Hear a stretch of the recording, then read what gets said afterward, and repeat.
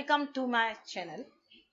Myself Bharti Dubey, and today I will explain electric field intensity due to thin spherical shell as an application of Gauss theorem. If you will check my previous video, the Gauss theorem has been discussed. So when we are dealing with electric field intensity due to thin spherical shell means it is a ring, okay, and this ring conducting ring, and first thing we have to deal with Gaussian surface. As per this diagram, you may see I have made three circles. One is this shell. Now when we have taken shell, it is having one empty space inside and outside also empty space is there. So electric field due to the charge which is at the center of this can exist in the outer part of shell also, in the inner part of the shell also, and on the shell also. So we have to consider here three Gaussian surface. How the three Gaussian surface will come?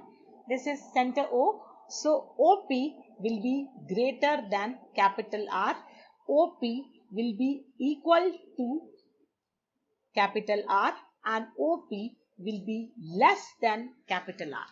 This OP here we have taken common, that is equal to R. So we are having first region. This is outside. Okay.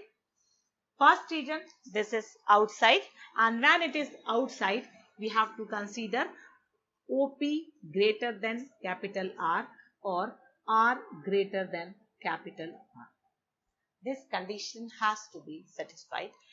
First thing we will do, d phi equals to E dot ds. Directly also you can take the value, but I will explain here. It will become 1 upon 4 pi epsilon 0 q upon r square into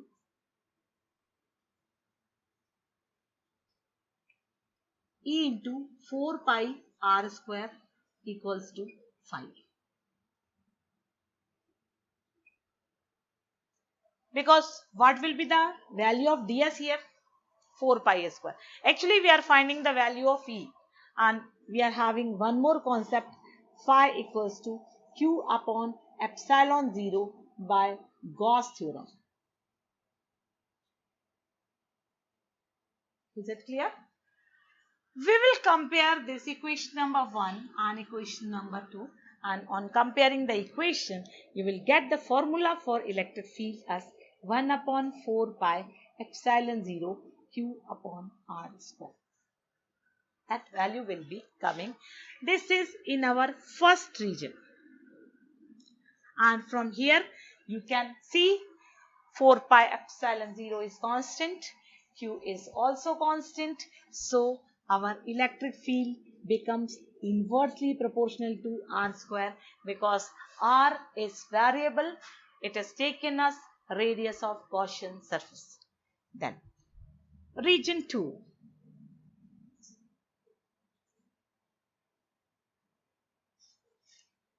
It is on the shell.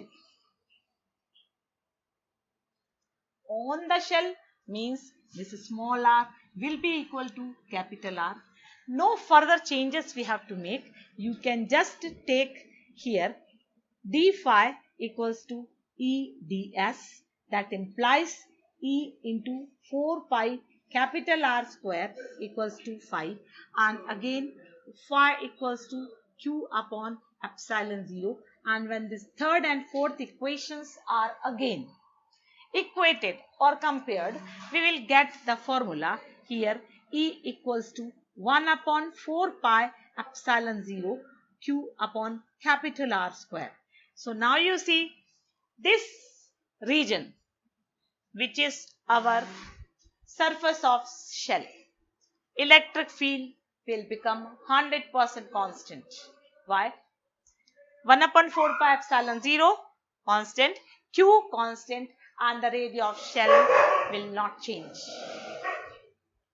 So now in this way here E becomes inversely proportional to capital R square.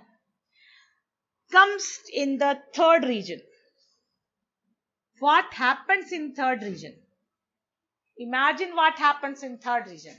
Already it is stated that charges reside on the surface. So when charges reside on the surface, inside that shell, there will be no charge. And electric field is directly proportional to Q.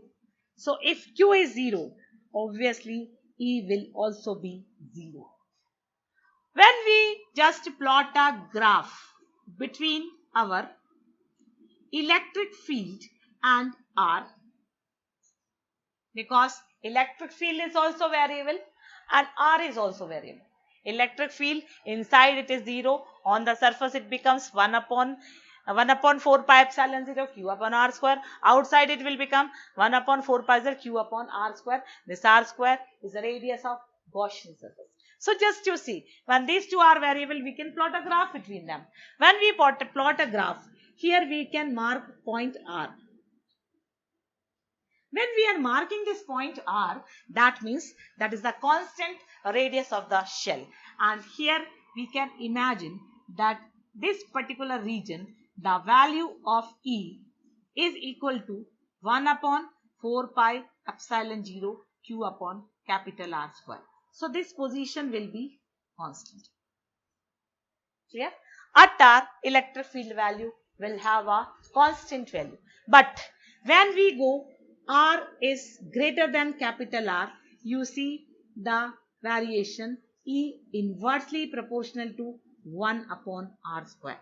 But when we come in the inner region, R is less than capital R, we find that electric field is 0. So no variation we can show inside that region R less than capital R. So you see, when we have taken a thin spherical shell, from here itself I have justified that the charges which are supplied to a shell or conducting shell, then all the charges which are supplied there, they will reside only on the surface and no charge will enter inside that hollow conductor. And because of that, electric field can exist on the surface of shell and it will remain constant, and it can be outside the shell, but there as we move away from the shell, the electric field intensity will go on decreasing as 1 upon R square. After that, we are having one more application. Now we have taken a non-conducting solid sphere. Non-conducting solid sphere. Again, when we are taking non-conducting, you can again say this is O, this is P, this is P, this is P, and the three regions OP is greater than capital R, OP equals to capital R, OP is less than capital R. That means here R greater than capital R less equal to capital R great less than capital R. Being the Gaussian surface area is same, radius is same, for first two region, the value also will be similar. First region, when we will move, first region, we can calculate E equals to 1 upon 4 pi epsilon 0 Q upon R square. This will come similar, the method we have done in the previous case. Down. In second region, when we reach, so second region also radius is same, charge which we have supplied, that is also same. Okay. So in the region 2, when we find out electric field, the value will again be same, 1 upon 4 pi epsilon 0 Q upon capital R square, and on the surface of that non-conducting solid sphere, again we are seeing that electric field intensity due to the charge will be constant. But here we are coming to third region. Now third region is a inner part of the sphere where R is less than capital R. It is non-conducting and it is not hollow. So charges will reside, but the quantity of charge which is supplied on the surface may not be same inside the surface. For that, we have to go with surface charge density. Volume charge density because it is a sphere. So we'll get here rho equals to Q upon 4 pi r square, and again rho equals to Q dash upon 4 upon 3 pi r cube. I have already explained that this Gauss theorem is valid for uniform charge distribution. So that means the charge density will be same. From here you can calculate Q equals to Q upon 4 by 3 pi r cube will be equal to Q dash upon 4 by 3 pi r cube, and we have to calculate the value of Q dash, which is coming here Q r cube upon capital R cube. This is the first part which we have to sort out here. Now, again, we'll start from the beginning. d phi equals to E dot ds, and it will become 1 upon 4 pi epsilon 0 Q upon r square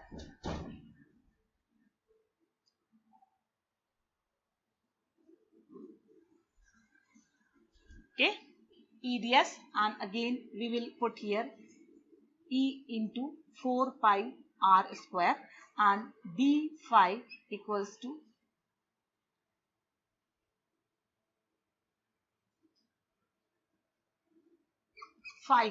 after integrating E into 4 pi r square from Gauss theorem.